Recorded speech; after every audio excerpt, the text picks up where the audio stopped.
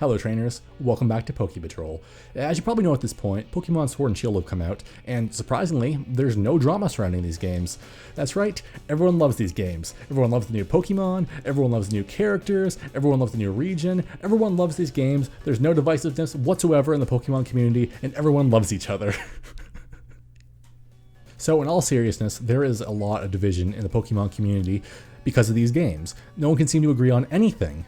Some people love the starters, some people hate the starters, some people love the new region, some people hate the new region, and I guess that's to be expected. You can't please everybody all the time, but I don't think I've ever seen the Pokemon community so torn apart over one thing in a Pokemon game, let alone every single aspect of a Pokemon game. But the thing that surprised me the most that people are being divisive over is the rivals, mainly Hop. Because when I was playing through Pokemon Shield, I loved Hop, I thought he was a great rival.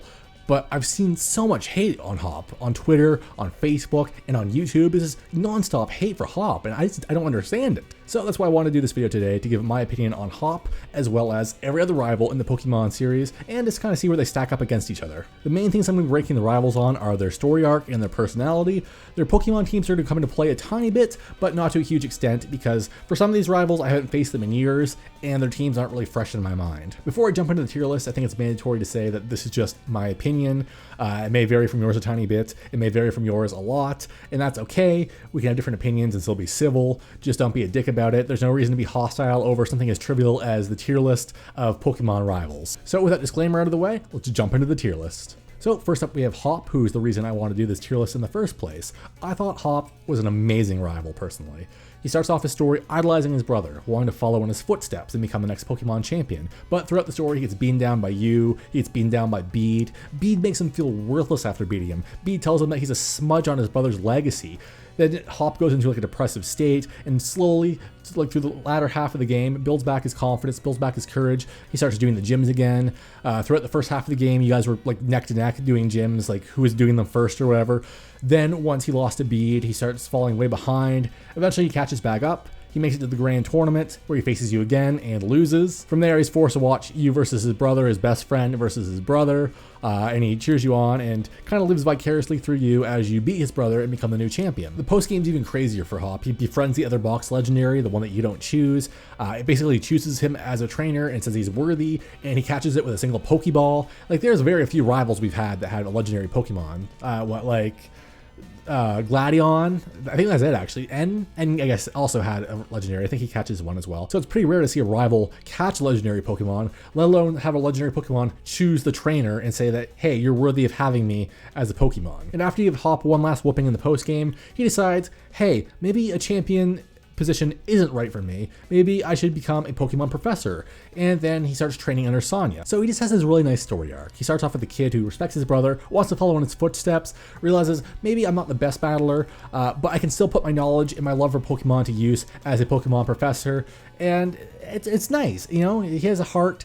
He may be annoying at times, and you have to battle him a few too many times throughout the story, but he has a heart. He's a fun character, he's a lovable character, and one other thing before I give him a final rank is I really liked how he swaps out his team as he's trying to learn more about Pokemon and learn more about what clicks and doesn't click with his team. So he's always like swapping out Pokemon, and that's really cool. Other rivals don't really do that. So to summarize, there's a few negative aspects for Hop. He's annoying at times. You battle him a few too many times throughout the story, but in my opinion, it's mostly positives. He has a strong team that he rotates out very often. He has a good heart and a good character and a good story arc.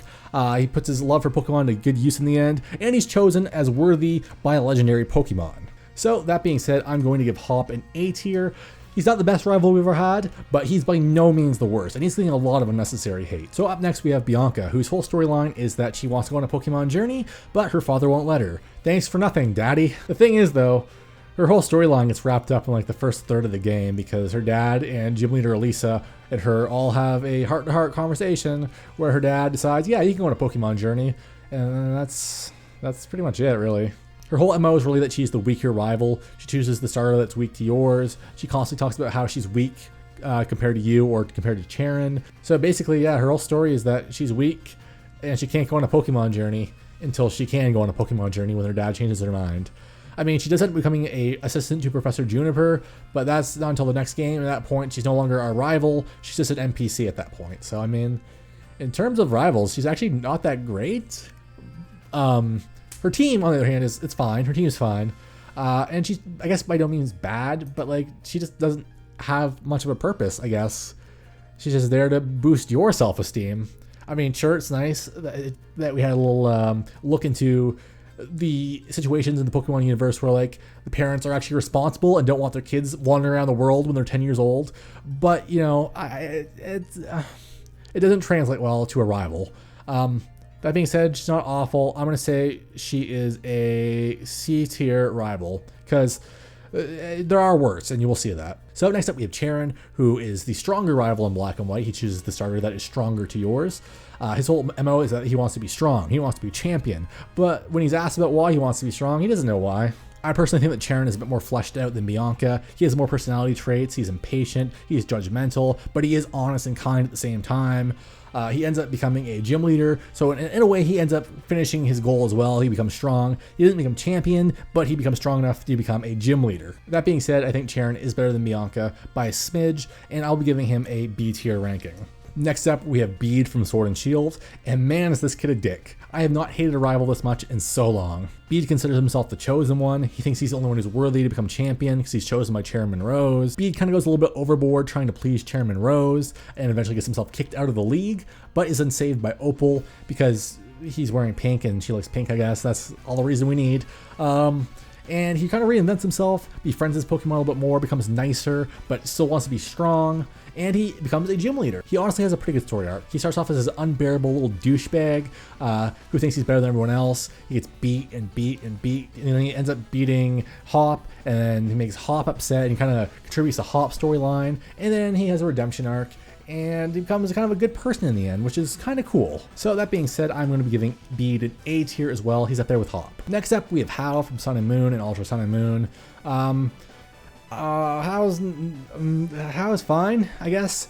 People are always comparing Hao and Hop because they're apparently clones of each other. I don't see it though. I think Hop has a lot more personality than Hao ever did. Hao is a little too happy for me, but he's by no means a bad rival. I honestly don't have much to say about Hao. I'm indifferent about him. He's a nice guy, I guess. He'd be fun to hang out with or something. I don't know. But he's not a great rival because he doesn't really come off as a rival. He comes off as like your best friend who supports you, and that's cool. But he doesn't feel like a rival. So I'm putting him in C tier, but ahead of Bianca. Okay, so next up okay, well, we know where you're going. Oh my god, okay. So, where's the other one? Where's the fat, there he is, Tierno. So, Trevor and Tierno, automatic F tier, the worst, asterisks, the worst rivals we've had for a long time. Because, what are they? Who are they? What is their purpose? Why did X and Y have so many rivals? Why was it necessary to have that many rivals? Trevor's supposed to be like the nerdy little rival. His whole purpose is, I'm going to complete the Pokédex, which, I mean, is every Pokemon trainer's goal. So right away, he's nothing special, right? Like, he has no other goal outside of that. But here's the thing. He catches a total of 3 Pokemon. That's 2 fingers. He gets 3 Pokemon throughout the whole story. A Raichu, a Florges, and an Aerodactyl. That's it. He gets 2 more in the Battle Maison if you go back and fight him there. But, like, he has 3 Pokemon throughout the whole story. Good luck completing the Pokédex with 3 Pokemon. And Tierno or Cherno or Chernobyl, whatever your name is. Oh my god, his whole character is that he likes to dance. That's it. Why are you a thing? Why did X and Y have so many unnecessary characters? Why is X and Y so unnecessary in general? I have deep-seated like trauma from X and Y. These 2 are bottom of the barrel. I can't stand either of them. They should just go away forever. I hope if X and Y ever gets remade, they leave these 2 out of it. Oh, finally some good food. Next up, we have Silver, the OG bad boy. I know he's not like the OG rival, but he's like the baddest of the bad when it comes to rivals. He has such a good redemption arc.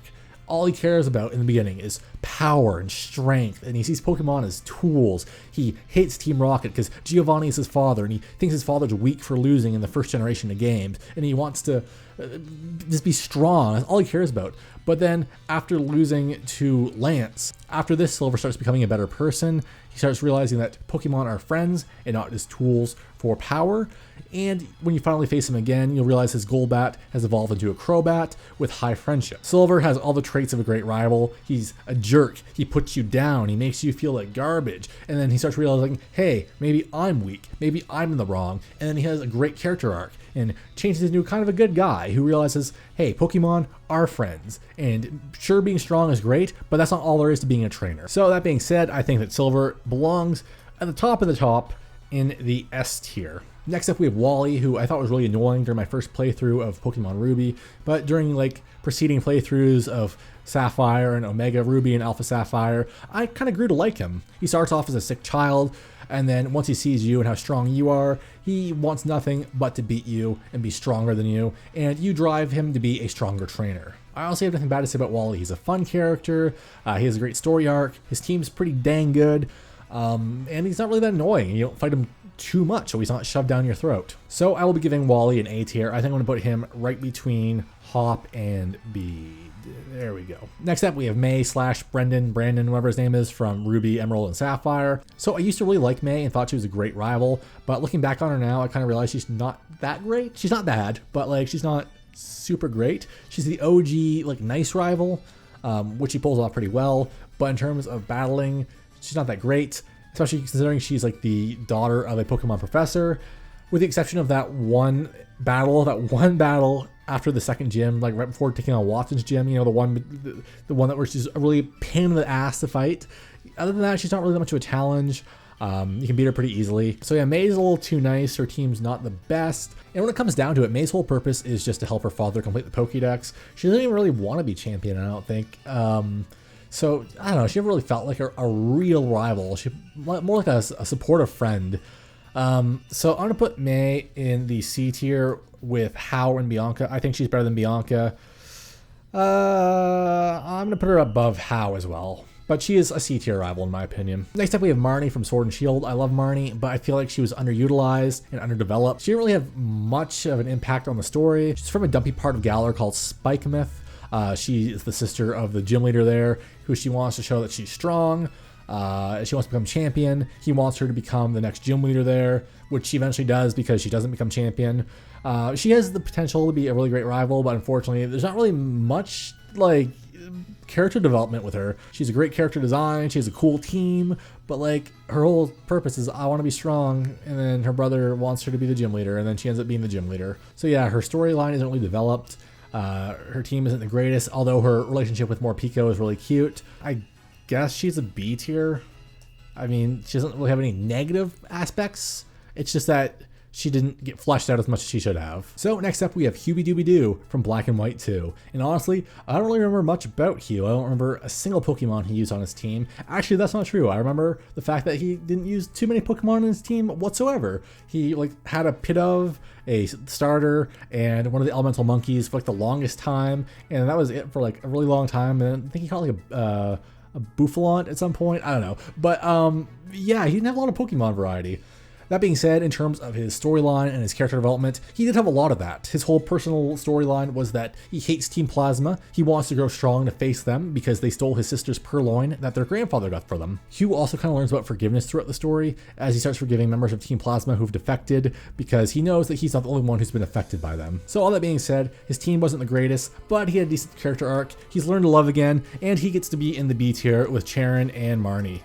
Next up, we have Gladion, and I'm going to keep this really short and sweet because it's all it really needs. Gladion is great. He also has legendary Pokemon like Hop. He has a really messed up family, which causes a really cool character arc. He's kind of a jerk. He owns legendary Pokemon. Like, yeah, I'm a broken record over here. I'm just repeating myself because, like, he just fits the role of rival really, really well. I don't think his story arc is nearly as good as Silver's, but it's still really good, and I think that he is a solid A-tier rival in front of Hop. Next up, we have Shauna from X and Y, and man, oh man, is she trash. She's nowhere near as bad as Tierno or Trevor, but she's still pretty bad. There is more growth, like more character growth than Tierno or Trevor, but not as much as any other rival. I'm also still upset that she didn't kiss us on top of the rooftop when we were watching fireworks together, so for that, you get a D tier, Shauna. All right, next up, oh boy. Oh, it's okay, buddy. Don't worry. I have a special place. I have a special place for you. All right, here we go. Right in the special tier list. There you go. That's where you belong. Without a doubt, Trace is the worst rival we've ever had in a Pokemon game. You get you get an F minus tier, bro. He's just void of any personality. He's like, if you take Blue from the first generation of games, suck out all personality, all likable traits. So he's just a husk, a shell of a human. And then you take that husk and then you run it over with a steamroller so it becomes one-dimensional. That is Trace. He is an abomination. He's the worst thing that's ever happened to Pokemon. Say what you want about Sword and Shield. You can say, oh, Dex sick, blah, blah, blah, bring back the National Dex, all you want. No matter what Sword and Shield does, it can't be worse than Trace. I will stand by that statement. Next up, we have, oh my god, I forgot about you. How many rivals did X and Y have? So by far, Serena is the best rival from X and Y, but that isn't saying much. I don't have anything to say about her. She's not great, but she's not awful, really. This has nothing to do with Serena from the show. Completely different opinions from the anime Serena and the game Serena. I think she is better than Shauna. She's on the same tier. I don't want to put her on the same tier as Bianca, but I also don't want to put her on the same. She's below Bianca on the C tier. There's nothing redeeming about her really, but there's nothing awful about her. She's the plain toast of rivals. Next up, we have Barry from Diamond, Platinum, and Pearl, and honestly, like, he's fine. I have no strong opinions towards Barry one way or another. He's goofy. He becomes more serious. But at the same time, I never felt like he's that great of a character. His father is a member of the Battle Frontier, one of the Frontier Brains, and he wants to be strong like his father. He's fine. Honestly, he's fine. I don't think bad to say about Barry. He can be annoying at times. He's similar to like Hop and How that way, but he has more. I think he has more growth than Bianca. I put him on the same level as How, honestly. Like, they're pretty similar, in my opinion. How is a bit more carefree, more like happy-go-lucky. Barry is a little more oblivious. But I think they're very parallel in their character development. All right, next up we have Blue, and he's an instant F-tier rival because he's rude to his grandfather. He tells him to smell him later, and you should always respect your elders. So Blue is an F-tier rival. No one likes Blue. Next up, we have N. Okay, seriously though, Blue is obviously the rival, the original rival. I don't know for sure if I want to rank him above Silver, or they're very, very close for me, guys. Like, I don't know. They're both my two favorite rivals by far. Blue is the OG rival. He wants to be stronger than you. He thinks he's stronger than you. He knows he's stronger than you until you prove that he's not.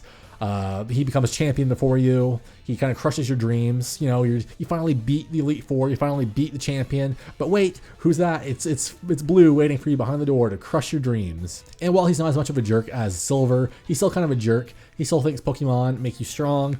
But I think as the story goes on, he also sees them as more friends. Although he never really mistreated his Pokemon by any means compared to Silver.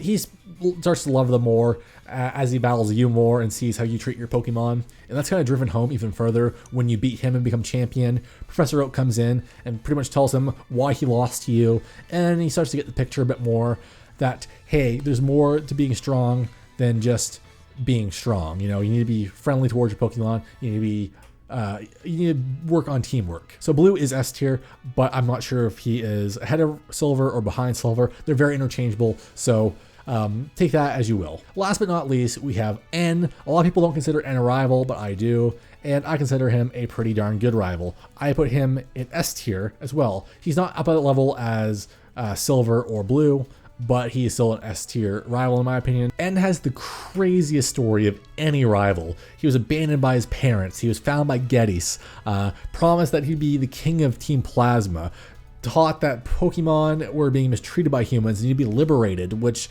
N believed, and made it his life's goal to liberate Pokemon as the leader of Team Plasma. But then he grows to learn that Team Plasma is evil. He's been lied to his whole life, but you as the player help make him see how things truly are. On top of that, he also catches a legendary, which, I mean, by my standards, that makes him a pretty good rival, because how can you not be a good rival when you have a legendary Pokemon? And on top of all that, N stands for Natural Harmonious Gropius. How can you not be S tier when your name is Natural Harmonious Gropius? Like, imagine just like listing off all the rivals to someone who's not familiar with Pokemon. It's like, oh yeah, you have How, Hop, Blue, Natural Harmonious Gropius, Serena. It's so silly, but I love it. I love it. And it's a great character. He's not as impactful, I'd say, as Silver or Blue, but he's still S tier in my opinion. So I'm gonna take a quick look at this and see if there's any changes I wanna make before I lock this in as my final tier list. So give me 1 second. So there are a few changes I think I wanna make here. I kinda wanna move How up to the B tier. So I think I'm gonna put him up there between Hugh and Marnie. I also wanna move Bianca down a tier. So I'm gonna put her ahead of Shauna. And with that, I think I'm a bit happier with things. Things I'm still not sure about is whether or not I would put Barry behind May or May in front of Barry. Also, Bede, I might move down to the very front of B tier, but for right now, I'm happy with where he is. I think he's a solid A tier rival who had a really good character arc throughout the story. So yeah, I think he's A tier for now. So there we have it. That is my tier list of every rival in the Pokemon main series games. Let me know how I did. Is it similar to your tier list? What would you change if you did a tier list? Personally, I can see a lot of people like moving How and Hop down from where I have them, and probably maybe putting Marnie up further, or maybe putting Barry or Hugh up further. But yeah, I think I did a pretty decent job.